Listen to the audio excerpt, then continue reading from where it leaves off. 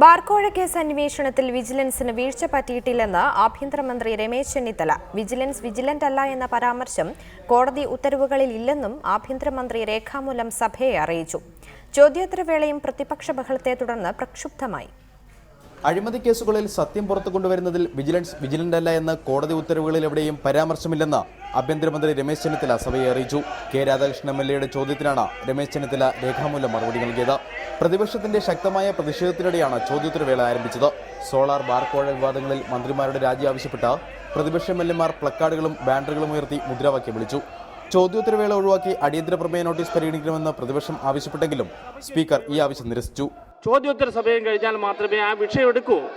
അത് ഇന്ന് ചോദ്യോത്തര സമയം കഴിഞ്ഞാൽ ഉടനെ എടുക്കുന്നുണ്ട്. ദയവായി നിങ്ങൾ സഹകരിക്കണം. മന്ത്രി ആര്യാടൻ മുഹമ്മദ് മറുപടി നൽകി തീരുന്നതുവരെ പ്രതിപക്ഷ പ്രതിഷേധം തുടർന്നു.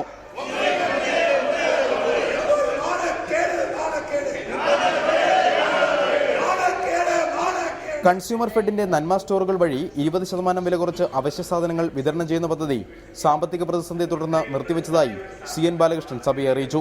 സംസ്ഥാനത്ത് ബാർ ലൈസൻസ് ഉള്ള 33 ക്ലബ്ബുകളുണ്ട്. ക്ലബ്ബുകളുടെ ബാർ ലൈസൻസ് റദ്ദാക്കാൻ നിലവിലെ അബ്കാരി നിയമത്തിൽ വ്യവസ്ഥയില്ലെന്നും എക്സൈസ് മന്ത്രി രേഖാമൂലം മറുപടി നൽകി. റിപ്പോർട്ടർ, തിരുവനന്തപുരം.